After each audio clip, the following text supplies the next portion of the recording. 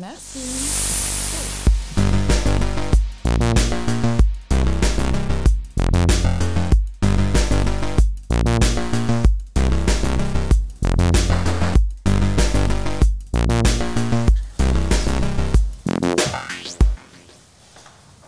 Ok, super. Donc, je pense qu'on va pouvoir commencer. Bonjour à tous. Donc nous, effectivement, on est Kate et Marie-Lou. On est les deux fondatrices de l'agence Flair Agency, qui est une agence 100% spécialisée en SEO. Et notre petite particularité, c'est qu'on a développé une expertise sur l'ensemble des moteurs de recherche, parce qu'aujourd'hui, l'usage des internautes change, tout simplement. On ne va plus forcément que sur Google pour faire de la recherche et consommer du contenu. Donc on s'intéresse aussi grandement à Pinterest, YouTube ou encore TikTok. Et puis parce qu'on adore la R&D chez Flair, on a décidé de lancer notre première plateforme d'outils SEO qui s'appelle Flow. Et le premier-né de cet outil, c'est un outil qui est dédié à la recherche de mots-clés sur Pinterest, qui s'appelle PinSuggest. C'est un outil gratuit pour l'instant, parce que c'est la V1. Il y a la V2 qui va sortir bientôt, donc je vous encourage à aller le tester si vous avez des besoins. Et donc ces outils, on ne les a pas montés toutes seules, bien entendu. C'est pour ça qu'on a fait le choix de s'entourer aussi dans l'équipe de développeurs et de data analysts qui en plus sont des expertises lourdement complémentaires au SEO. Et si vous souhaitez en savoir plus sur Flair Agency, on prend régulièrement la parole sur LinkedIn, où on partage notamment nos actualités, nos valeurs. Mais surtout, la grosse nouveauté, c'est notre présence sur Twitch. On vient de créer notre chaîne avec notre premier live le 4 juillet. Le sujet, c'est un peu le sujet à la mode, ChatGPT. Du coup, le but aussi, c'est de débattre ensemble, de partager avec vous notre quotidien dans l'agence, nos méthodologies et notre organisation. Bon, aujourd'hui, on est là pour vous parler de l'audit éditorial, qui est un audit qui est souvent, à tort, un peu négligé. Et avant de rentrer dans le vif du sujet, on va répondre à deux questions ensemble, qui sont à quel moment dois-je opérer cet audit au lancement de ma stratégie, et surtout, à quoi sert-il ? Donc, avant de lancer une stratégie SEO, on va devoir passer par une phase de diagnostic. Et cette phase de diagnostic, elle est regroupée finalement en 3 briques. La première, bien entendu, c'est la compréhension des besoins et des enjeux de mon client ou du site sur lequel vous travaillez. Et puis la deuxième phase, qui est une étape cruciale dans la mise en place de sa stratégie, pour notamment comprendre en fait votre cible, c'est l'analyse sémantique. L'analyse sémantique, c'est finalement la recherche, l'identification de l'ensemble des requêtes stratégiques sur lesquelles je vais devoir aller me positionner. Attention, cette analyse sémantique, il ne faut pas la confondre avec un audit sémantique, parce que l'audit sémantique, lui, il va simplement venir poser un constat de visibilité sur les mots-clés sur lesquels vous êtes déjà positionné. Alors que le but de l'analyse sémantique, c'est d'identifier des opportunités de prise de parole. Et ensuite viennent les audits. Donc les audits on-site, on les connaît, il y en a de nombreux. L'audit technique, qui est un des audits phares de notre métier, qui peut être complété par des audits un petit peu plus spécifiques qui répondent à d'autres problématiques, comme l'audit de web performance par exemple, ou l'audit de performance tout simplement, qui s'appuie sur de la data de vos outils d'analyse Sitecentrix. Et puis vient l'audit éditorial, le cœur du sujet d'aujourd'hui. Cet audit, finalement, il va devoir mettre en corrélation la demande des internautes, que vous avez identifiée dans la phase 2, avec votre discours marketing, donc votre offre de contenu déjà existante. Et vous verrez que vous allez devoir vous poser plusieurs questions pour dérouler cet audit. Et son but, ça va être en fait d'identifier les points bloquants qui freinent votre visibilité, mais aussi d'identifier vos opportunités de prise de parole et donc d'en tirer des constats et des recommandations stratégiques très opérationnelles. Et ce qu'il faut comprendre, c'est que ces 3 étapes, certes, elles sont très complètes, mais elles sont surtout dépendantes les unes des autres. Ça veut dire que si à l'une des étapes, on n'a pas forcément eu le temps de bien analyser, forcément l'étape suivante va être pénalisée en termes de qualité. Et c'est encore plus vrai entre l'étape 2 et 3. C'est-à-dire que si sur l'analyse sémantique, vous n'avez pas récupéré vraiment toute la donnée au niveau de la demande des internautes, forcément votre audit éditorial va être beaucoup moins efficace et percutant. Et le défi, effectivement, l'audit éditorial, en fait, il est hyper personnalisé. C'est-à-dire que c'est vraiment par rapport au site que je vais pouvoir déployer ma stratégie. Donc nous, l'exercice aujourd'hui de vous montrer toute une méthodologie sur l'audit édito, c'était pas forcément évident. Mais du coup, on a trouvé une astuce, c'est de vous dérouler en fait tous les indicateurs que nous, on prend en compte dans l'audit éditorial, à travers du coup des cas concrets, des chiffres, et surtout divers secteurs d'activité, pour que vous compreniez bien qu'en fait, cette méthodologie-là, elle s'adapte vraiment à l'ensemble des sites. Exactement, et quand on démarre un audit éditorial, on a tendance à vite se retrouver perdu. Sur quoi je m'appuie, sur quel indicateur je vais m'appuyer pour définir un ensemble de pages à travailler. Et nous, ce qu'on vous conseille, vraiment la première étape, c'est de vous replonger dans votre analyse sémantique et notamment de repartir en fait de l'analyse de vos thématiques de mots-clés. Chacune de vos thématiques de mots-clés, elles vont correspondre à un ensemble de volumes de recherche moyens qui correspondent lui-même à un potentiel de trafic. Donc en fait, cette data-là, ça va être assez précieux dans le but de déjà savoir par où démarrer et surtout prioriser vos actions. Mais attention, bien entendu, ce potentiel de trafic, il va falloir le mettre en corrélation avec la visibilité justement de votre site sur ces thématiques de mots-clés. Et en effet, nous, ce qu'on vous recommande, c'est que c'est pas pour faire joli juste qu'on va thématiser des mots-clés et récupérer leur volume de recherche, c'est qu'après, il faut repartir de ces thématiques-là pour analyser votre visibilité. Si on prend l'exemple qui apparaît sur la slide, notamment au niveau des bracelets, donc je me rends compte que c'est l'une des thématiques les plus recherchées dans mon secteur d'activité, mais j'ai une visibilité sur seulement 25% des mots-clés de la thématique identifiée. Donc là, nous, l'exercice, on l'a fait sur les 3 premières pages de Google. Bien entendu, la visibilité, on peut aussi se faire un focus sur la première page ou voire plus si on veut une visibilité hyper macro. Donc moi, ce que ça veut dire, c'est que dans mon audit éditorial, vu que je suis visible que sur 25% des mots-clés, il me reste donc 75% des mots-clés à les conquérir. Donc ça veut dire que j'ai un champ d'action hyper vaste et j'ai un territoire d'expression à aller chercher. Donc du coup, ça me dit aussi, moi en termes de priorisation de mon audit, ok, visiblement j'ai un sacré effort quand même à fournir sur cette thématique, donc potentiellement je vais la prioriser au vu du volume de recherche qu'elle représente. Effectivement, et puis juste au-delà aussi de la visibilité et du potentiel de trafic, il faut aussi que vous vous appuyez sur la data client, c'est-à-dire finalement sur des enjeux business. Quelle thématique, quelle typologie de produit va me rapporter le plus de chiffre d'affaires ou faire le plus de marge.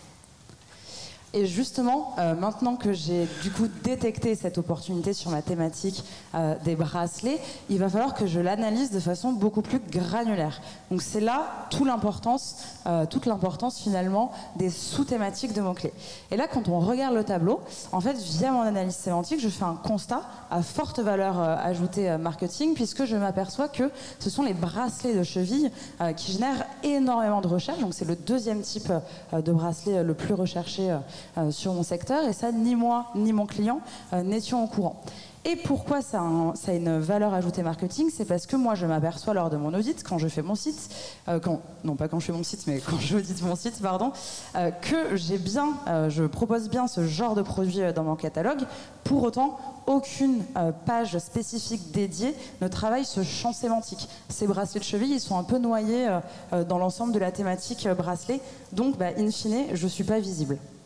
Et autre exemple qu'on voulait vous mettre en avant sur cette analyse des sous-thématiques, certes, on a beaucoup parlé de volume de recherche, mais il y a aussi d'autres critères qu'il faut prendre en compte lors de votre audit, c'est notamment la répartition des expressions. C'est-à-dire que moi, sur mon exemple de jonc, je vois que c'est pas forcément la sous-thématique la plus recherchée, mais par contre, c'est la sous-thématique où j'ai le plus de mots-clés rattachés. Donc, qu'est-ce que ça me dit? C'est que potentiellement, j'ai énormément de mots-clés du coup à travailler à travers ma stratégie éditoriale SEO, et surtout quand je les analyse, ce panel de mots-clés, je me rends compte que finalement, les internautes, quand ils cherchent ce type de produit, donc les joncs, en fait, ils savent exactement ce qu'ils veulent parce qu'ils sont hyper précis sur les caractéristiques du produit qu'ils souhaitent. Donc, on est vraiment sur une recherche hyper précise sur cette sous-thématique. Donc maintenant que j'ai détecté mes opportunités et que finalement j'identifie, je commence à dessiner ma stratégie, pour revenir sur mon histoire de bracelet de cheville, je décide de créer une nouvelle page, puisque souvenez-vous, aucune page dédiée ne peut travailler aujourd'hui à l'heure actuelle ce type de champ sémantique. Et là, votre rôle aussi de consultant, d'expert et d'experte SEO, c'est de détecter des insights purement opérationnels pour justement dérouler votre stratégie stratégie et dérouler votre roadmap. Donc, dans votre audit, vous savez que vous allez créer une page, vous allez devoir vous intéresser à 3 piliers. Le premier, c'est le template de page. En fait, quel type de page je vais devoir créer pour venir répondre à ce champ sémantique. Le deuxième, c'est l'arborescence. Une page, elle évolue pas toute seule, certainement pas, sinon c'est une page orpheline. Du coup, il va falloir l'intégrer à une arborescence, il va falloir respecter des critères de pertinence sémantique. Et puis le troisième, c'est tout ce qui va dérouler la création de contenu. Donc ça, on peut en l'occurrence s'appuyer notamment sur un benchmark concurrentiel pour identifier en fait quel type de champ sémantique travaillent mes concurrents, comment moi je vais pouvoir me différencier, c'est très important aussi, et surtout travailler son maillage interne en bien évidemment déployant des liens depuis d'autres pages et depuis cette page aussi contextualisés et pertinents. Moi, si je reprends mon histoire de Jon, j'ai effectivement vu que les recherches étaient très précises, que j'avais beaucoup de caractéristiques produits qui étaient recherchées. L'une des solutions qu'on peut déployer lors de l'audit éditorial, finalement, pour aller se positionner sur ce type de requête-là, ça va être la création de facettes. Parce que là, à l'heure actuelle, j'ai simplement un listing produit, mais je n'ai pas forcément de pages spécifiques qui peuvent se positionner sur des caractéristiques. Il y en a d'autres, des solutions, notamment aussi retravailler, pourquoi pas, les baselines produits en rajoutant un peu plus, de mettre en avant un peu plus les caractéristiques. J'ai pas dit nom de produit parce que je sais que le marketing c'est toujours un petit peu compliqué quand on touche au nom de produit, mais en tout cas ça peut être une solution aussi en termes d'enrichissement pour aller se positionner sur ce type de caractéristiques. Tout à fait, et justement, Kate, vous parlez des joncs, on l'a vu, ces joncs-là, ils disposent d'une énorme variété sémantique, et finalement, dans le déploiement de la création des facettes, qui concerne aussi un chantier éditorial, en fait, le but, ça va être de déterminer quelles facettes je vais ouvrir à l'indexation, ou pas. Et pour ça, vous allez devoir analyser 2 critères, qui sont les 2 critères principaux, en tout cas pour prendre des décisions, qui sont le volume de recherche mensuel des mots-clés, en fait, des types de produits que vous allez viser, pour savoir s'il y a un vrai potentiel SEO à ouvrir à l'indexation ou pas, et surtout prendre en compte votre nombre de produits dans votre catalogue produit. Parce qu'on ne va pas ouvrir une facette et une page dédiée, finalement, une LP dédiée, avec simplement 2 produits, surtout quand il y a des mastodontes derrière qui ont, je sais pas, 150 demi-joncs dans leur catalogue. Et une fois qu'on a tous ces critères-là bien en tête et qu'on a notre listing bien précis, là, on va aller déployer notre stratégie de contenu. Donc la preuve que l'audit éditorial, c'est pas aller créer du contenu sur toutes les pages comme bon me semble, et qu'on s'appuie vraiment sur la data pour prioriser aussi le déploiement de la stratégie de contenu. Donc nous, effectivement, ce qu'on préconise, c'est toujours d'aller regarder ce qui se passe ailleurs avec un benchmark concurrentiel pour voir quelle quantité de contenu, notamment, ils auraient pu déployer sur des facettes ou d'autres pages. Et là, de faire après le brief SEO qui permet du coup au rédacteur web de produire un contenu SEO friendly. Et tout ce qu'on vous a mis en avant dans cette première partie, on a beaucoup parlé du volume de recherche, donc en fait ce qui du coup démontre de l'intérêt et de la demande des internautes. Et là sur un tout autre secteur, donc on est complètement sorti des bijoux, on est plutôt sur de la plante d'intérieur. Nous, on avait fait une analyse sémantique sur les terrariums. Et en fait, en analysant toute la demande des internautes sur les terrariums, on se rend compte que l'une des demandes des internautes, c'est surtout de vouloir le faire eux-mêmes à travers des requêtes du type do it yourself ou kit pour terrarium. Et en fait, une fois qu'on a apporté cette data à notre client, c'était pas quelque chose qu'il avait en tête. Et du coup, on a pu aussi discuter avec les équipes marketing qui n'avaient pas forcément déployé du coup les produits kit pour terrarium. Et c'est du coup quelque chose qu'ils ont décidé de faire. Donc comme quoi le SEO a une vraie vertu marketing et que quand on récupère la bonne data, finalement on a du poids aussi dans les décisions au niveau du catalogue. Et une fois que du coup ces produits ont été développés sur le catalogue, nous on a mené toutes nos actions SEO, c'est-à-dire faire en sorte que les nouvelles pages soient créées, que ça soit bien intégré dans l'arborescence. Et la preuve en est, c'est qu'une fois qu'on a lancé tous ces produits-là avec les pages SEO qu'il fallait, on a augmenté le trafic organique ainsi que le chiffre d'affaires.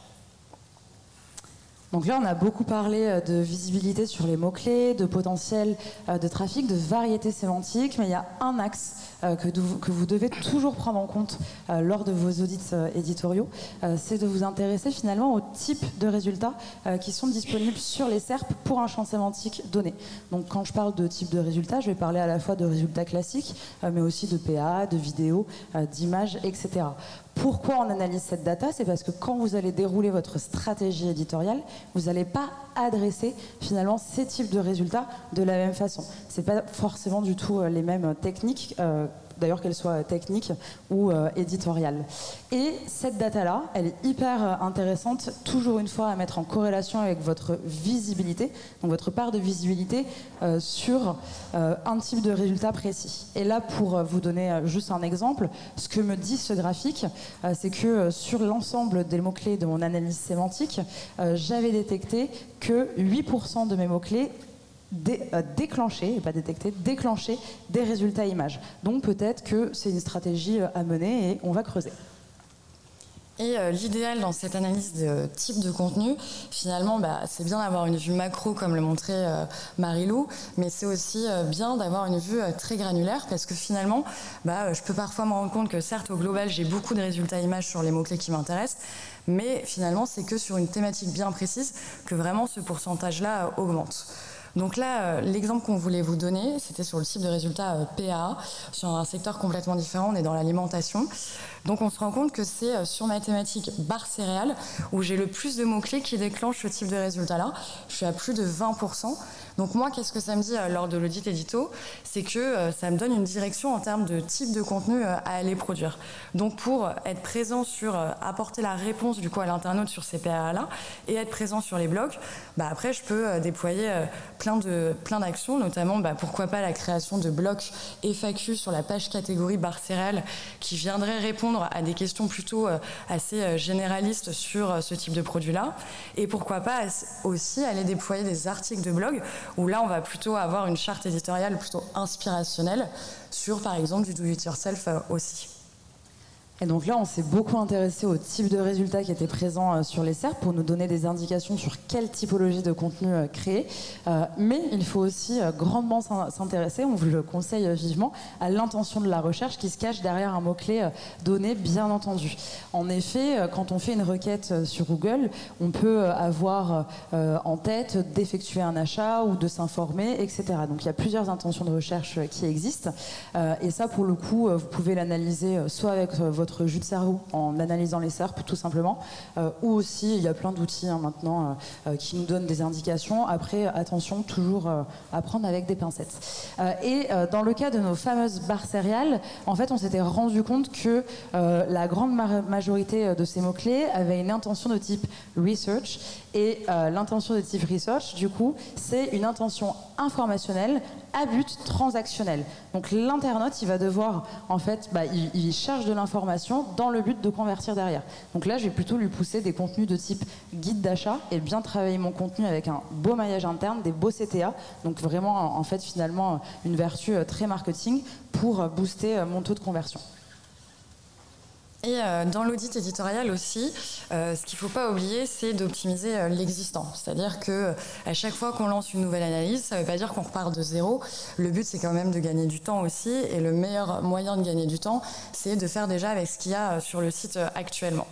Donc là, sur un tout autre sujet, qui sont les laits pour bébés, on s'est rendu compte en fait que dans l'analyse sémantique, ce qu'il fallait aussi bien analyser, c'est vraiment le vocabulaire utilisé par les internautes et vraiment du coup les verbatims. Et finalement, juste avec cette analyse-là, je vais pouvoir déjà optimiser mon contenu existant.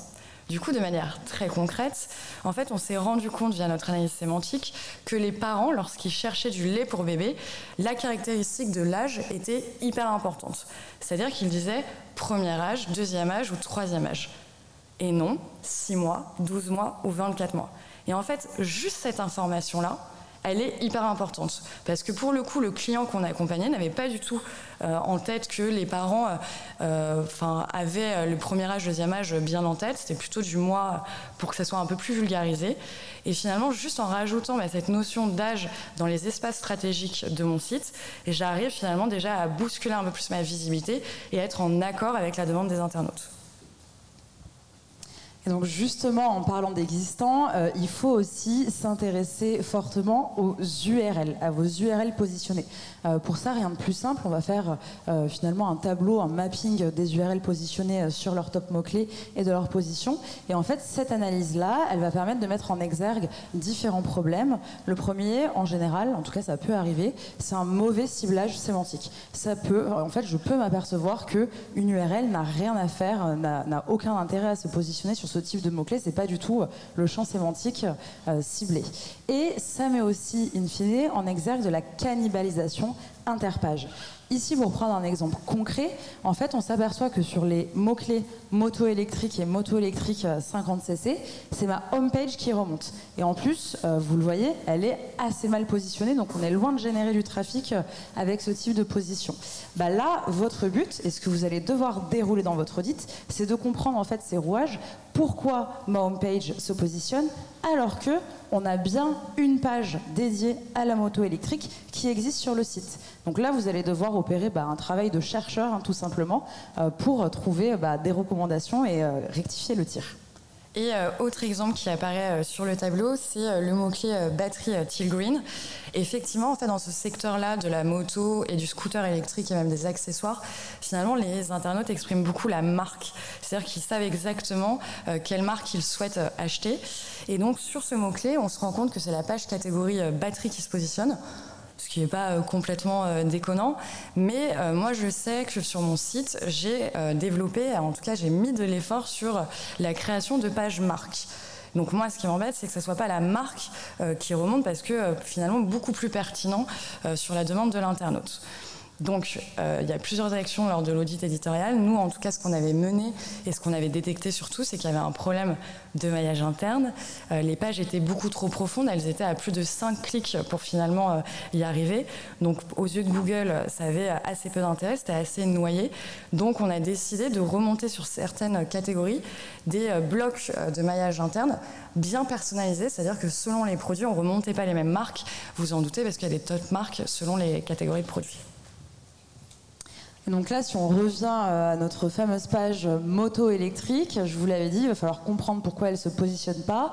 Et en fait, dans votre audit, en vous appuyant sur plusieurs catégories de data, donc à la fois en fait un benchmark concurrentiel, on l'a vu, votre visibilité, pourquoi pas aussi des données de trafic, enfin des données site-centrics. En fait, vous allez, là, on a identifié qu'il y avait un grand manque de contexte sémantique sur la page et que la page proposait finalement très peu de contenu de type informationnel. Or, le mot-clé moto électrique, c'est un mot-clé qui est particulièrement générique, avec une intention de recherche assez floue, et plutôt justement informationnel à but transactionnel, mais qui intervient peut-être beaucoup plus tard. Et voilà, pardon. Et du coup, c'est pour ça qu'il serait intéressant de créer justement ce contenu informationnel sur cette page. Et on a aussi opéré d'autres analyses. Là, pour le coup, on s'est basé sur des crawlers de sites, tout simplement, ce qui nous permet de faire une analyse très fine et très précise du maillage interne. Et là aussi, on avait relevé des manquements. Donc, comme quoi, en fait, votre audit éditorial, avec votre audit technique, la frontière, elle est particulièrement mince. Donc non, l'éditorial, c'est pas juste finalement analyser des mots-clés. Tout à fait. Et en parlant de frontières hyper minces entre la technique et l'éditorial, on s'est rendu compte sur cette page-là que déjà, certes, il n'y avait pas beaucoup de contenu, mais en plus, manque de vol, ce contenu est pratiquement dupliqué à la homepage. Donc là, on se parle de duplication de contenu. Et c'est l'un des critères que nous, on analyse particulièrement lors de l'audit éditorial. Et pourquoi on l'analyse, c'est que finalement, en fait, d'analyser la duplication, le taux de duplication sur notre site, ça va nous donner vachement de pistes pour notre audit édito. Tout à l'heure, on parlait de cannibalisation et de ciblage de mots-clés. C'est clairement en analysant la duplication de contenu qu'on peut aussi s'en rendre compte. Après, il y a forcément les outils qui sortent ce type de graphique. Faut le prendre aussi avec des pincettes. On n'oublie pas que généralement, ils prennent tous les éléments de template en ligne de compte. Donc parfois, le score n'est pas forcément exact. Donc nous, ce qu'on vous préconise, c'est que sur les sites où il y a un gros menu et un gros footer, partez du principe que déjà, vous allez avoir un taux de similarité assez important entre vos pages. Donc ça va rien avoir en fait avec vraiment votre contenu. Sauf que dans votre audit édito, c'est plutôt le contenu qui va vous intéresser. intéresser. Donc nous, ce qu'on vous préconise, et pour le coup, on a travaillé main dans la main avec les propriétaires de ce genre d'outils, c'est plutôt d'aller regarder, quand vous êtes dans cette configuration, bien entendu, d'aller regarder la duplication de pages au-delà de 80-85% de similarité. Et là, du coup, vous allez avoir l'essence même de votre duplication de contenu. Et autre point qu'on voulait mettre en avant sur la duplication de contenu, nous, avec l'expérience, on s'en est rendu compte que souvent, la duplication de contenu, elle était causée par l'humain, par nous, parce que l'erreur est humaine, et que parfois, on oublie qu'on a certaines pages sur notre site, parce que les équipes ont changé et qu'on ne nous avait pas forcément dit. Et du coup, en fait, on a des vieilles pages qui datent de potentiellement 5 ans, qu'on a un peu abandonnées et qui continuent potentiellement d'être visibles dans les pages de Google et pas de manière ridicule. Donc surtout quand on crée des pages, et tout à l'heure on en parlait en termes de recommandations, c'est de toujours checker si finalement il n'y a pas une vieille page qui a quand même pas mal d'autorité sur laquelle on pourrait s'appuyer pour du coup optimiser l'existant. Et la boucle est bouclée. C'est ça, d'où l'intérêt d'utiliser un outil de crawler pour réaliser vos audits édito. Donc là, on s'est intéressé à 2 problématiques assez spécifiques qui étaient la cannibalisation et la duplication de contenu, mais on ne s'est pas encore vraiment intéressé à la typologie des pages qui étaient présentes justement en première page de résultats sur Google. Et ça, c'est une analyse qui s'appelle l'analyse serpologique. Et l'analyse serpologique, en fait, ça comprend à la fois l'étude de l'intention de recherche, vous l'aurez compris, l'étude des types de résultats dans les SERP et l'étude des typologies de pages. Pourquoi ? Parce que si pour le mot-clé que je souhaite travailler, ce champ sémantique, le champ sémantique que je souhaite travailler, je m'aperçois en fait que sur la première page, il n'y a que des grosses pages e-commerce avec de nombreux produits. Si moi j'arrive avec mon petit article de blog tout mignon, là c'est clair que ça va pas marcher du tout.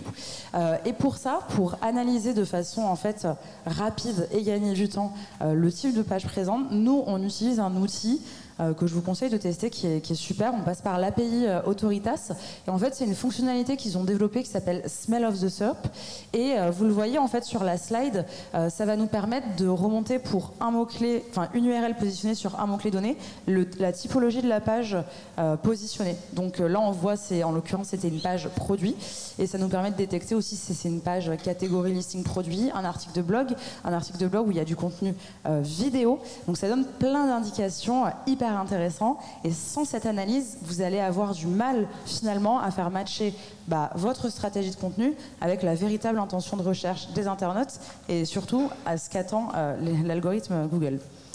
Et du coup, de manière concrète, comment ça se traduit d'analyser à la Smell of the SERP?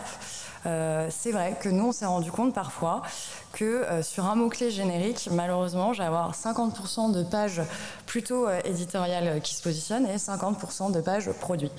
Donc du coup, dans ce cas de figure-là, qu'est-ce qu'on fait ? Vers quoi je me dirige.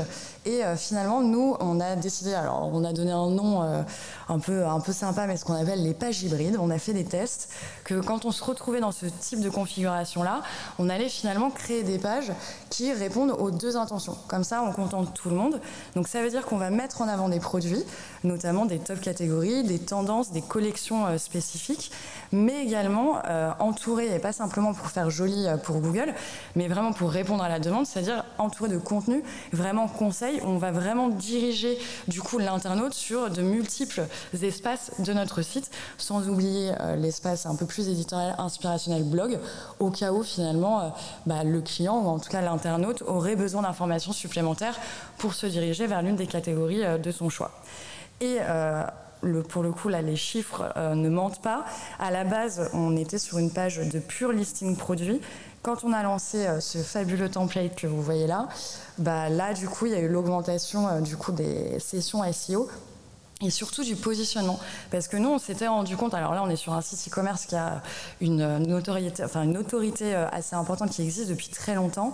Et en fait, on s'était rendu compte qu'à un moment, malgré les efforts, tout ça, on était sur un plafond de verre. Et donc, en changeant totalement ce template-là, on a réussi un peu à casser ce plafond de verre et du coup à atteindre le top 3. Donc vous l'avez vu, on a passé en revue un certain nombre d'actions. Alors bien entendu, c'est un certain nombre, parce qu'on ne peut pas tout dérouler, on n'a pas le temps et ce serait trop long. Et il y a plein de choses à explorer au sein d'un audit éditorial. Mais rappelez-vous, vous devez à minima répondre à ces questions. Et surtout, votre but, c'est bien de mettre en corrélation la demande des internautes avec votre stratégie de contenu. Et vous allez voir, on a fait un petit récap pour toutes ces actions. Voilà, pour être sympa, parce qu'en plus, chez Flair, nous, on aime bien la méthodologie et l'organisation. Donc, on range tout bien dans des boîtes pour être sûr de ne rien oublier. Donc, ces actions-là, nous, sur l'audit éditorial, on les a classées en 4 grandes familles. La première, c'est la gestion de l'existant. Et c'est pas pour rien qu'elle est en première position, comme on vous l'a dit. Le but, c'est pas de tout recommencer, mais vraiment de s'appuyer sur ce qui existe déjà. Et donc, finalement, dans la gestion de l'existant, on va du coup avoir toute cette analyse, comme on l'a vu tout à l'heure avec les bébés, sur les verbatims et vraiment la demande des internautes pour venir enrichir nos pages, et aussi tout l'aspect cannibalisation pour mieux cibler nos mots-clés, notamment à travers la duplication de contenu. La deuxième catégorie, qui est complètement à l'opposé en termes d'objectifs, ça va être toute la partie création. Donc vraiment, là, elle est à la conquête du coup de nouvelles opportunités, étendre son territoire d'expression. Et là, ça va plutôt aussi passer sur du visuel. C'est-à-dire, n'hésitez pas à être hyper visuel, que ce soit avec vos équipes ou vos clients. Chez nous, ça marche vachement pour aller développer ce genre de stratégie-là, qui peut faire un peu peur parce que ça demande un effort supplémentaire. Mais du coup, faites des templates, des maquettes. Vous avez vu, la nôtre, elle n'est pas incroyable. Et pourtant, directement, le client, il comprend vers là où on veut l'amener.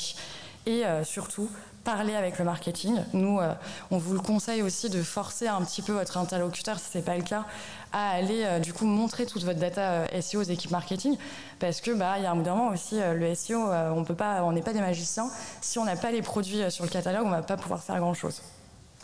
Et la troisième brique, finalement, celle qui doit être un petit peu le fil rouge de votre audit, vous l'aurez compris, c'est l'intention de la recherche, parce qu'en fait, sans ça, on ne va pas pouvoir vraiment comprendre ce qu'on va devoir opérer dans notre stratégie éditoriale. Et la quatrième brique, c'est l'arborescence. L'arborescence, finalement, c'est l'architecture technique et sémantique de votre site. Donc ça a quand même un rôle assez crucial, et surtout quand je parle d'arborescence, je parle pas uniquement en fait d'arborescence de menu, mais je parle vraiment de l'ensemble de votre maillage interne qui, s'il n'est pas pertinent, contextualisé, vous aurez certainement de gros soucis de positionnement.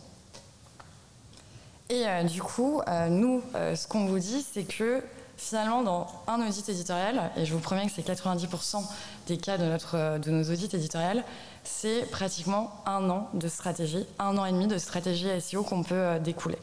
Donc finalement, quand on se retrouve avec autant de recommandations qui peut nous amener à 1 an et 1 an et demi d'activité, il faut avoir une roadmap plutôt bien huilée et surtout un fichier collaboratif. Encore une fois, nous on insiste sur l'aspect collaboratif.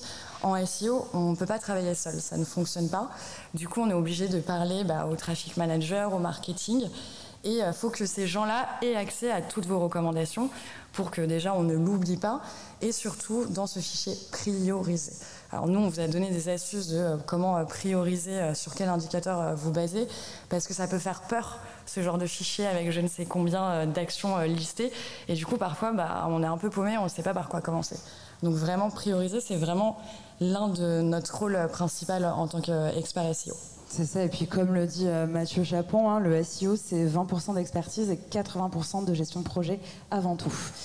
Donc j'espère qu'on vous aura transmis un petit peu de passion qu'on a pour cet audit, nous en tout cas, et qu'on aura compris aussi que finalement réécrire des titles et analyser des templates de pages et des balises SEO, c'est pas du tout au cœur d'une stratégie éditoriale. Ça c'est un outil, c'est un moyen qu'il est certes important d'analyser, mais il y a plein de questions auxquelles vous devez répondre et plein de data que vous devez analyser avant de lancer et d'opérer votre stratégie éditoriale.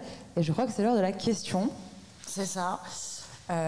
Du coup, je vous la lis, elle est affichée, mais je vous la lis. Sur quelle étape indispensable s'appuyer pour réaliser son audit éditorial? Ouais. Ouais, oui. C'est toi. Ouais, c'est toi. Oui, c'est ça. Bravo, je suis le gagnant mug. Merci. Je ne sais pas où est le mug par contre. Mais... Je crois qu'il est là, mais j'ose pas l'ouvrir. Merci pour votre écoute en tout cas. C'était très agréable et puis. On était hyper contente. Je sais pas s'il y a des questions. Et là, on est en avance et du coup, on est un peu solo. Ah ouais. Ah oui, les questions, pardon. Oui, mais normalement, il y a un micro. Là. Qui veut poser une question? Vous battez pas, on a le temps, je crois. Ok. Alors, première question, ce serait... déjà, merci pour la conférence. J'ai appris et réappris beaucoup de choses, donc merci, très instructif. Merci. Ensuite, j'avais une question par rapport au côté opérationnel. Quel est le temps moyen pour toute cette stratégie? Je sais que la réponse des SEO, c'est ça dépend, mais je veux aussi savoir, au-delà du temps moyen, c'est quelles seraient les variables? Ok.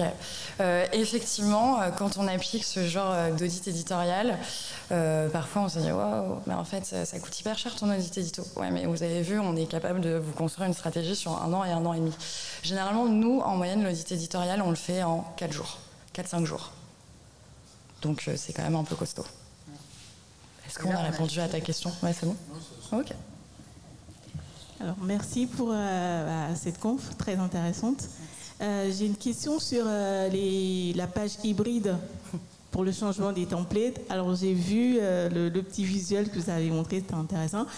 Et est-ce que vous avez pris aussi en compte dans cette construction de ces templates le côté UX, par exemple, ou c'était plus le côté, je veux dire, contenu, comment changer le template, comment mettre soit un contenu orienté conseil ou produit, où il y a eu aussi des aspects UX qui ont été rajoutés à ce template, ou aussi le côté technique qui a été retravaillé derrière. Voilà. Alors c'est une excellente question. Effectivement, là, le template que vous venez de voir, c'est le premier jet. En fait, c'est pour que directement le client ou votre équipe visualise exactement ce que vous avez en tête. Après, ce template-là, il est forcément challengé par l'ensemble des équipes et des expertises que tu viens de citer. Pour le coup, on n'est pas susceptible, donc il y a zéro souci. Mais effectivement, déjà de base, on essaie d'avoir quand même des notions UX, même si pour le coup, c'est pas notre métier et qu'on laisse faire les gens qui savent vraiment faire. Mais pour le coup, on encourage à créer des ateliers. En fait, quand on crée des pages comme ça, à créer des ateliers un peu brainstorm avec différents interlocuteurs pour que nous aussi, en plus, on apprenne et qu'on puisse donner notre avis sur tout ça.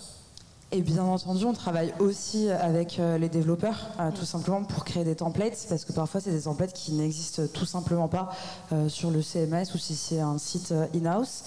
Donc on fait des ateliers techniques, bien entendu, pour voir si tout simplement on peut le déployer. Et sinon, s'il y a des contraintes, trouver des solutions.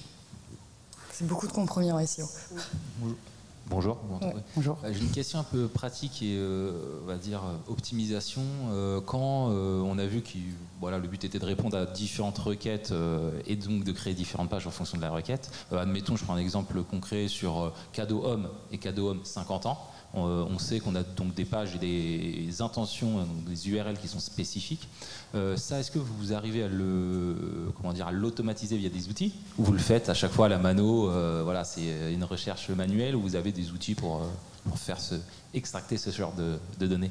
Quand tu parles d'automatisation, du coup, tu parles d'automatisation de l'analyse sémantique? Oui, exactement, oui, tout à fait. Ah oui, ouais. Alors oui, effectivement, on s'appuie sur des outils pour détecter des mots-clés. On ne va pas dans Google en tapant le mot-clé et en copier-collant les suggestions. Nous, on s'appuie sur différents outils et puis on a développé une méthode d'analyse sémantique qui est assez précise chez Flair. C'est ça, mais qui est automatisée aussi manuel. Pour le coup, c'est vrai que c'est l'une de nos valeurs chez Flair. Et ça se trouve, on perd de l'argent et tant pis. C'est aussi utiliser pas mal son jus de cerveau. Ouais. Et oui, du coup, du coup, ça passe par des actions manuelles qui sont parfois un petit peu chronophages, mais qui évitent bien des erreurs et surtout qui permet parfois de creuser des points qu'on n'aurait jamais vus si on avait laissé faire la machine. Mais après, effectivement, on n'est pas non plus. On cède. Du coup, on cède quand même de pas mal d'outils, ouais.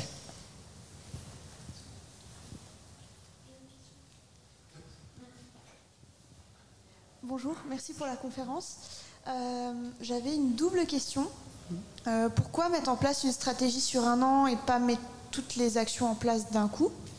Et la question qui en découle aussi, c'est 1 an, 1 an et demi, c'est assez long pour une durée de vie de site qui peut avoir pas mal de changements, des nouveaux produits qui rentrent, etc. comment dans ce cas-là gérer par rapport à la roadmap les changements qui vont sans cesse intervenir? Alors déjà, pour répondre à ta première question, qui était du coup la mise en place des actions. Pourquoi c'était aussi long?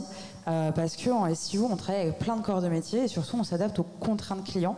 Et en fait, déployer l'ensemble des 50 items, voire 100 items qu'on a détectés lors de l'audit éditorial, en un mois, ce n'est tout simplement pas possible parce que on va devoir mobiliser plusieurs ressources comme des rédacteurs web, des développeurs, des équipes marketing aussi. Il y a de la gestion de projet, il y a du temps humain, donc tout ça, ça prend du temps et c'est pour ça, d'où l'intérêt en fait de prioriser tes actions en fonction en fait de ce que ça va te rapporter en termes de trafic, mais aussi en termes de chiffre d'affaires. Donc toutes les priorités 3, 4 ou 5, on s'y intéressera plutôt plus loin dans l'année. Et puis il faut aussi analyser le gain vs le temps homme et les ressources nécessaires. Et pour la deuxième question, j'ai oublié ce que c'était. C'était pour si le catalogue forcément se développe alors qu'on est en pleine stratégie SEO. C'était ça ta question, ta deuxième question. Le but, c'est que de toute façon, on n'est jamais coupé en termes de discussion avec notre client. Donc, on se rend compte au fur et à mesure qu'effectivement, le catalogue peut être amené à bouger. Notre audit éditorial, il peut bouger aussi, et la strat, elle peut bouger. Donc, on peut bouger les lignes, rien n'est fixe. Et surtout, en fait, parfois, dans certaines recommandations qu'on peut amener, elle peut tout à fait être dispo, être valable pour de nombreuses actions qui peuvent avoir lieu sur le site. Est-ce que vous avez une question à poser à notre public? On l'a fait, désolé, on t'a pas attendu. On l'a fait, qui a gagné? C'est monsieur. Où ça? Voilà, est-ce que vous avez encore des questions? Encore une. Bonjour et merci. J'avais une question sur, d'un point de vue très très global, à quel moment on fait un audit éditorial? Au lancement d'un site, on est d'accord, mais quand le site il est implanté, combien on en fait? Quand est-ce qu'on le fait? À quel moment on se rend compte en fait qu'il y a besoin d'en refaire un? Très bonne question. Tu veux y répondre? Oui, alors du coup, à quel moment? Déjà, le moment, c'est après. En fait, le moment idéal, c'est au moment de lancer ta stratégie.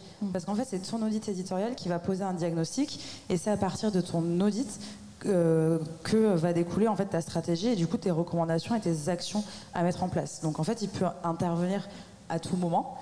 Finalement. Et après, sur l'autre question, c'était au moment de la création du site, c'est ça? Non. La mise à jour. Ah ouais, sur la mise à jour. La mise à jour, ça va dépendre de plusieurs paramètres. Déjà, des actions que tu as fait sur ton site ou pas, de l'analyse sémantique qui est mise à jour aussi. Nous, on la met à jour tous les 1 an et demi à peu près, l'analyse sémantique. Ça. Donc du coup, ça peut découler d'autres actions sur l'audit éditorial.